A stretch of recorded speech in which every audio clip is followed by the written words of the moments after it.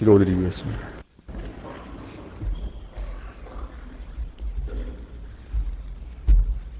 비바람 속에서도 지켜주시고 많은 근심 걱정 속에서도 지켜주시고 또 많은 위험이 우리 앞에 지나가고 있지만 우리는 아지 못할 뿐더러 속수무책인 나약한 존재들임에도 불구하고 보호하시고 인도하시고 진리의 길로 인도하시며 또 생명의 길로 우리를 인도해 주신 주님의 놀라운 은혜를 진심으로 감사하옵나이다.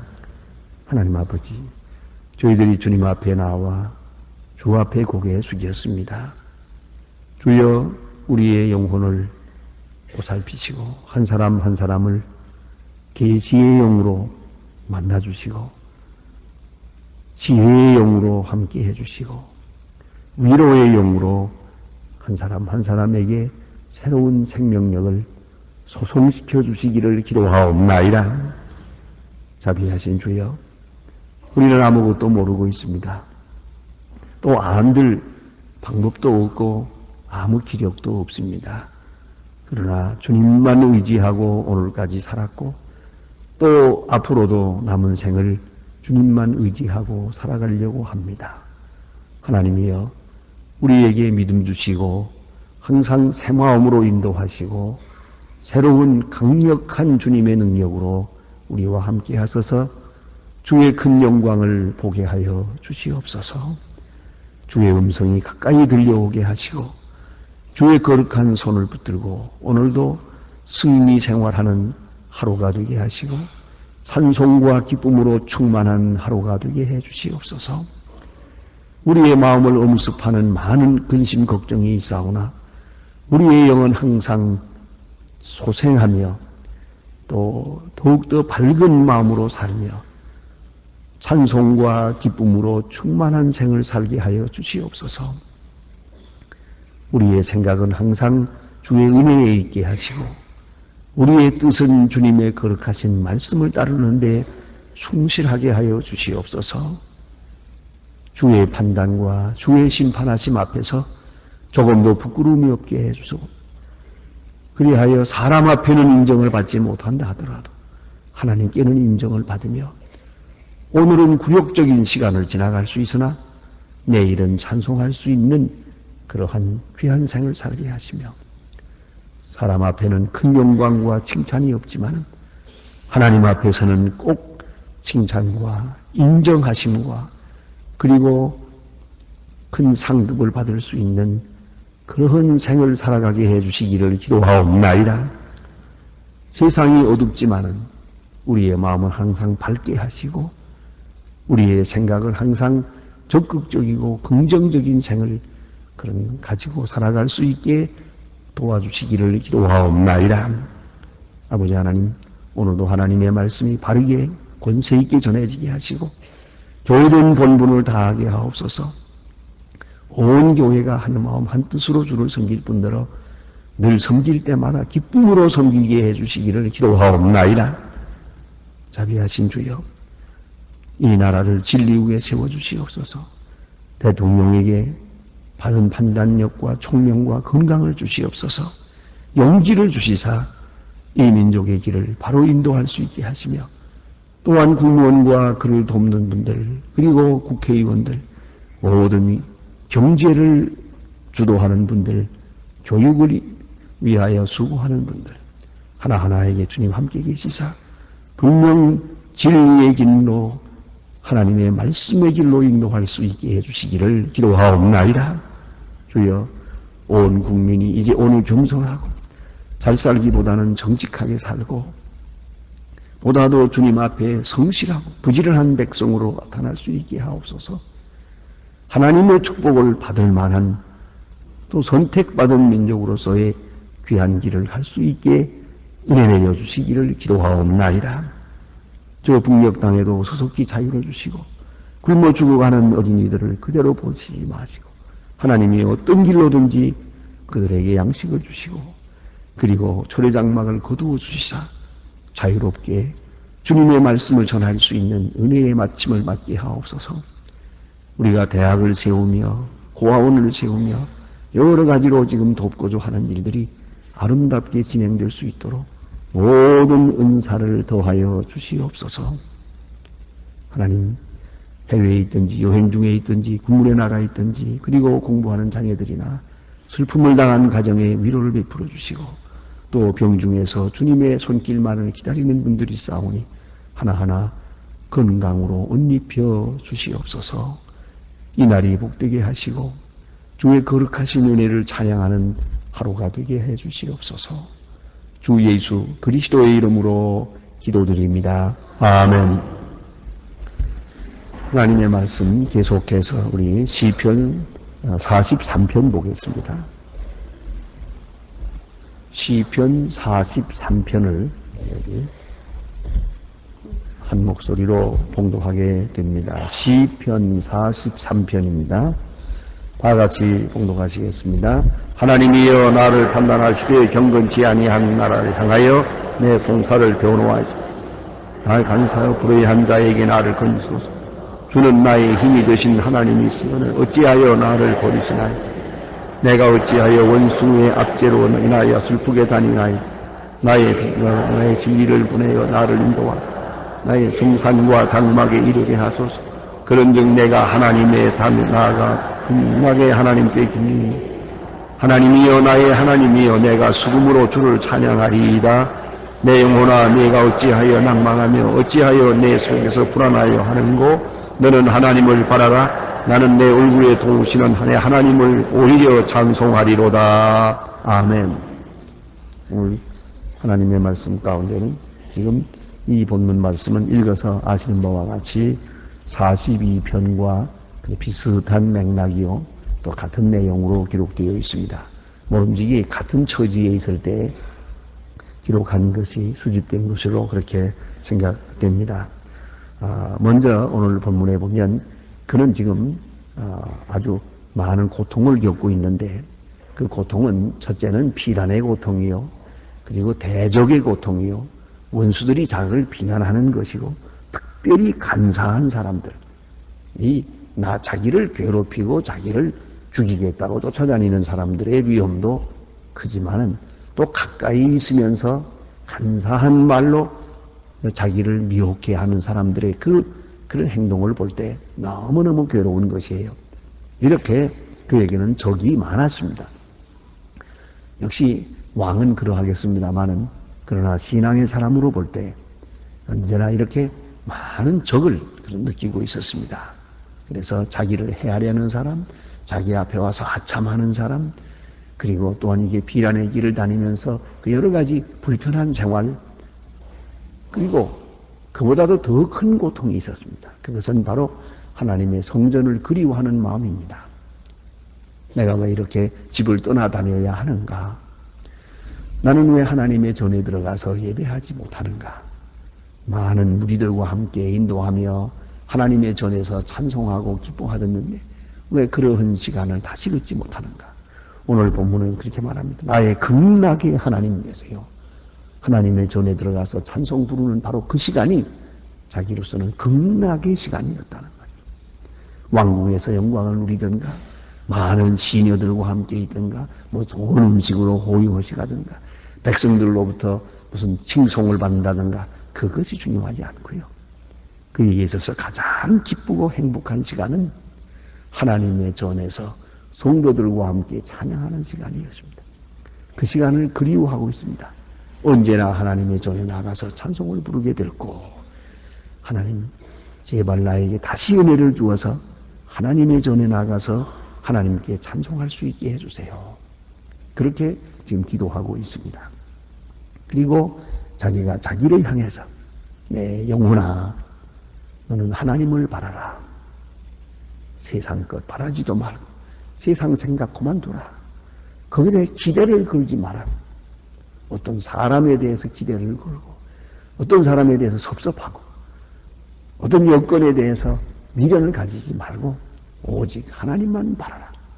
그러면 하나님께서 모든 기도를 들어주시고 또 모든 환경도 바꾸어 주실 것이다. 오직 하나님은 바라라. 그렇게 자기가 자기 영혼에게 독촉하고 독려하고 있는 것을 볼 수 있습니다. 자, 그럼 오늘 본문을 자세히 봅니다. 먼저는 그가 하나님께서 판단해 주실 것을 소원하고 있습니다. 나의 하나님이여 나를 판단하시게 그랬습니다. 판단해 주십시오. 재판해 주십시오. 하는 말입니다. 하나님께서 나를 재판해 주십시오. 두 가지로 말하는 겁니다. 또 하나는 하나님께서 나를 변호하셔 주세요. 나를 변호해 주세요. 두 가지로 말하고 있습니다. 여기에는 중요한 의미가 있습니다. 나를 도와주세요. 내 편이 되어주세요. 나로 행복하게 해주세요. 이런 자기중심적인, 자기정욕적인 기도가 아닙니다. 하나님께서 판단해 주십시오. 재판장이 되어 주십시오. 그러니까 나와 내 원수 사이에서 누가 옳습니까? 다시 말하면 의로운 자가 하나님의 복을 받을 것입니다. 보다 더 선한 자가 하나님의 인정을 받게 될 것입니다. 그런 거로 그는 자기의 도덕성을 가지고 하나님 앞에 말하는 것입니다. 자기의 진실과 정직을 가지고 하나님 앞에 나오고 있는 것입니다. 무조건 복을 주세요. 형통하게 해주세요. 원수를 물리쳐 주세요. 내게 영광을 주세요. 그러한 자기 정욕을 하나님 앞에 호소하는 그런 내용이 아닙니다. 그 점을 깊이 생각해야 합니다. 하나님께서 나를 판단해 주세요. 나는 억울합니다. 그런 얘기입니다. 또한 내 원수와 나 사이에 판단해 주세요. 그 말은 뭐냐면 모든 것이 중요하지만은 도덕성이 더 중요하고 진실이 더 중요합니다. 하나님의 판단에 맡기는 것입니다. 하나님께서 판단해서 나를 의롭다 하실 때는 모든 일이 다 형통될 것이 언젠가는 그것이 중요한 거예요. 지금 내가 고생을 하고 안 하고 그게 중요한 게 아니에요. 하나님이 나를 어떻게 판단하시느냐 하는 것입니다. 그래서 사람들이 나를 비난하는 것 그리 중요하지 않아요. 내가 나를 판단할 때 의롭고 선하고 그것도 중요하지 않아요. 가장 중요한 것은 하나님이 나를 어떻게 판단하시느냐 하는 겁니다. 지금 내가 아무리 고생을 한다 하더라도 하나님이 나를 의롭게 판단하시면 미래가 있을 거예요. 밝은 날이 앞에 올 것입니다. 그러나 내가 아무리 지금 부귀영화를 누리고 있다 한다 하더라도 하나님이 나를 심판하시면, 죄인으로 심판하시면 내 영화가 며칠 갈 것입니까? 여러분, 제 역사를 그렇게 보시겠습니까? 신앙으로서 보는 역사, 신앙인이 보는 역사는 그래요. 모든 사건들은 하나님의 판단이요, 하나님의 의로우심을 나타내는 것이요, 하나님께서 모든 사람을 심판하시는 그것이 이 모든 사건 속에 나타나고 있는 거예요. 그래서 신앙으로 보는 역사는 이 세상은 하나의 하나님의 재판석입니다. 이건 재판소홀이다. 여기서 하나님께서 판단해 주시는 겁니다. 그 점을 잊지 말아야 합니다. 그래서 하나님이여 나를 판단하소서.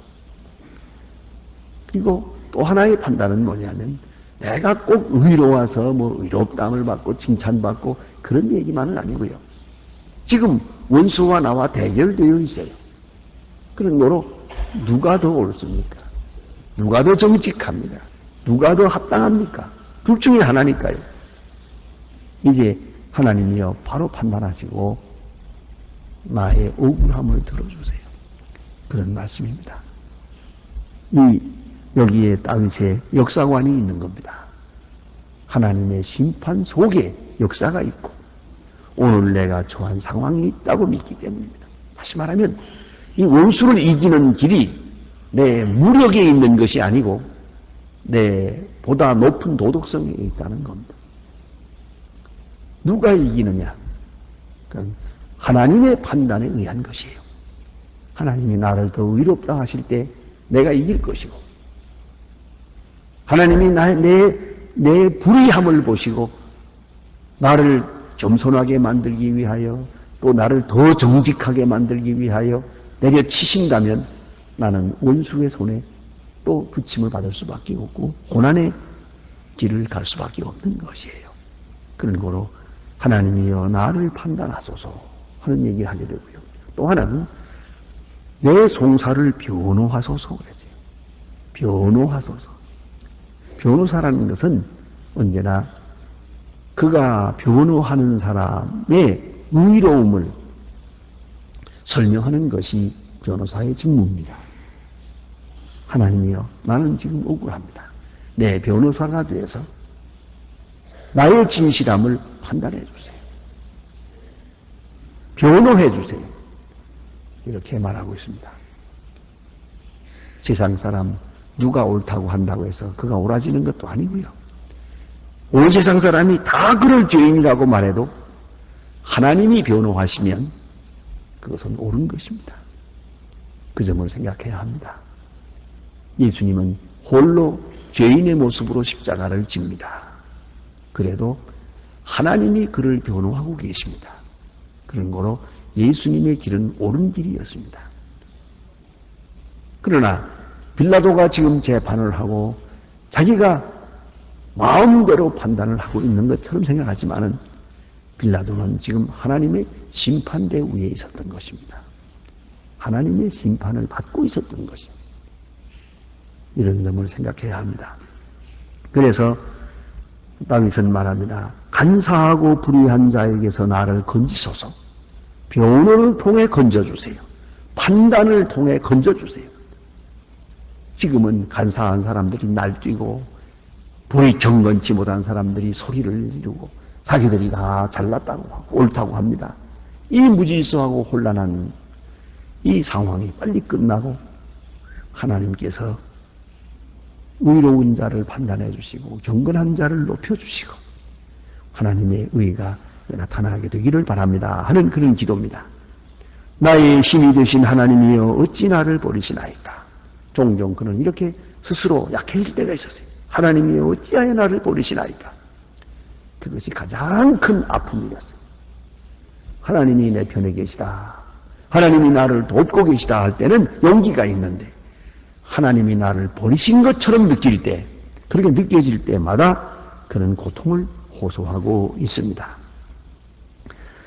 그 다음에 여기 보니까 이제 그가 하나님 앞에 구하는 기도의 내용을 보게 됩니다.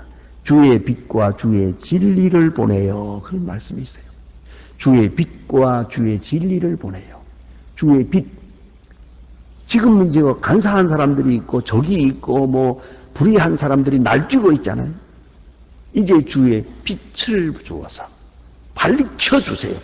사실을 사실대로, 진리를 진리대로 나타내 주시기를 바랍니다. 그런 말입니다. 역시 세상은 이렇게 자꾸만 혼돈될 때가 많아요. 무엇이 의인지 불인지 누가 옳은지 그른지 모르겠습니다. 그러나 역사가 판단합니다. 그것도 우리 막연한 인간의 얘기고 하나님이 판단하십니다. 이제 불의를 다 드러내게 될 것입니다. 누가 더 경건한지 누가 옳은지를 나타내 주실 것입니다. 확실합니다. 그래서 하나님이여 빛을 보내주세요. 빛을. 그래서 좀 밝혀주세요. 이 어두운 세상을 밝혀주세요. 자, 이게 문제가 있습니다. 빛을 사랑하는 자는, 빛 안에 사는 자는 빛이 나타날 때 영광을 누리게 될 것입니다. 그러나 어두운 행동을 하고 불의한 가운데 살고 죄악의 길을 가고 있는 사람은 이 기도는 드릴 수가 없습니다. 빛을 보내주세요. 그렇게 되면 자기의 불의함이 다 노출되게 되기 때문입니다. 여기서 우리는 생각해야 합니다. 내가 내 스스로 빛 앞에서 모든 것을 판단하면 그것이 바로 회개고요. 하나님이 내가 감추어 놓은 것을, 감추어둔 것을 하나님이 폭로시키면 그것이 심판인 것이에요. 결국은 우리가 하나님 앞에 빛으로 살아가야 합니다. 빛의 자녀로 살아야 합니다. 그러면 우리는 다시 이 기도를 드릴 수 있을 것입니다. 주의 빛과 주의 진리를 보내어 나를 인도하소서. 빛을 보내어 인도하소서. 미래를 보게 해주세요. 또 진리로 나를 인도해 주세요. 가장 큰 고통 중에 하나가 진리가 흐려지는 거 아니겠습니까?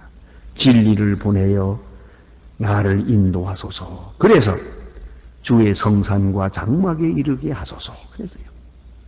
주의 빛과 진리로 나를 인도해서 나로 하여금 거룩한 산에 그리고 성전에 들어가게 해주세요. 성막에 들어가서 주를 찬송하게 해주십시오. 생각했습니다. 그는 비록 허물이 많은 사람이지만은 주의 전에 출입하며 찬송할 때는 하나님과 사귀면서 하나님이 나를 위롭다 하시고 하나님이 나를 사랑하시고 하나님이 나를 보호하신다고 생각했어요. 그러나 그가 성전에서 멀리 쫓겨나서 성전에 갈 수 없는 사람이 될 때, 피란 다니면서 멀리 성전을 사모하게 될 때 그는 그만큼 하나님으로부터 멀어졌다고 생각했어요. 그러나 성전 가까이 가는 것은 하나님 앞에 사는 모습이고 하나님이 나와 함께 계시는 증거요. 그가 하나님 앞에 갈 수 없도록 멀리 이렇게 방황하게 되면은 그것은 바로 하나님이 나를 버리신 증거라고 생각했습니다. 얼마나 참 경건한 사람입니까? 우리는 실제적으로 이것을 느끼게 됩니다. 언젠가 우리가 느끼게 됩니다. 교회에서 멀어질 때, 교회에 나갈 수 없을 때 하나님이 나를 버리신 것처럼 생각합니다. 그걸 잊지 말아야 합니다. 하나님께로부터 멀리 있다고 생각합니다. 하나님의 전에 나와서 예배할 때, 마음대로 나와 예배하고 찬송할 때, 이때가 하나님과 나와 가장 가까운 그런 시간이거든요. 다윗은 그것을 그리워하고 하나님이여 빛과 진리로 나를 인도하사 나로 하여금 성산에 이르게 하시고 성막에 이르게 하소서. 그리하여 4절에 보니까 그런즉 내가 하나님만 단에 나아가 나의 극락의 하나님께 이르리니. 다윗은 바로 이 점에서 훌륭한 사람입니다. 하나님의 사랑을 받은 것입니다. 극락의 하나님, 하나님을 만나고 하나님을 찬송하는 것을 최고의 행복으로 생각했어요. 여러분 아시는 대로 그가 하나님의 성막을, 그 법궤를 이제 예루살렘 성전으로 모셔드리지 않습니까? 이걸 하려다가 한번 실패했죠. 그리고 그 다음에 두 번째 시도해서 하나님의 성막이 무사히 지금 들어옵니다. 법궤가 무사히 예루살렘 성전, 다시 말하면 자기가 지어놓은, 자기가 세워놓은 도시, 다윗성 예루살렘에 지금 들어오게 됩니다. 그럴 때 그가 너무 기뻐서 하나님의 법궤가 내가 만들어 놓은 이 수도 예루살렘에 들어오신다. 그는 너무 감사해서 그 앞에서 춤을 추었다지 않습니까? 옷이 벗어지는 것도 모르고 열심히 춤을 추었어요. 그래서 사울의 딸 미갈이 그를 없이 여겼다지 않습니까? 원철은 저기 목동 출신이니까 저 모양이지. 저렇게 왕의 채통도 모르고 저렇게 춤을 추고 있구만. 비웃었지. 그 비웃는 것을 알았죠. 그 다음에 미갈을 크게 책망하는 것을 볼 수 있지 않습니까? 내가 하나님을 기뻐해서 찬송 부르고 춤을 추었는데 뭐 잘못됐냐? 그렇습니다. 이건 체면도 무슨 위신도 돌아볼 것이 없습니다. 그게 바로 다윗의 마음이에요. 하나님을 사랑하고 하나님이 나와 함께 하신다는 그 임마누엘의 기쁨은 가장 큰 것이었어요. 그래서 극락의 하나님 이렇게 말하고 있어요. 극락의 하나님. 하나님께 내가 드릴 것이며 하나님이여 나의 하나님이여 내가 수금으로 주를 찬양하리이다. 그래 원래 그 수금 하프요. 지금으로 말하면 하프를 잘 연주하는 사람이거든요. 내가 옛날부터 좋아하는 이 하프를 가지고 하나님을 찬양하겠습니다. 하나님을 찬양하는 바로 그 시간을 가장 행복한 것으로 생각하는 그것이 경건이고 그것이 하나님 보시기에 합당한 다윗의 장점이었어요. 그런 게 깊이 생각해야 합니다. 그래서 하나님은 다윗을 사랑하는 거예요. 성전을 사랑하고 하나님과 함께하는 시간을 가장 행복하게 여기고 또 그 시간을 그리워하고 그것을 극치의 시간으로 그렇게 행복해 하고 있는 그 모습을 하나님은 기뻐하셨어요. 그래서 다윗을 지극히 사랑하신 것입니다. 기도하십니다.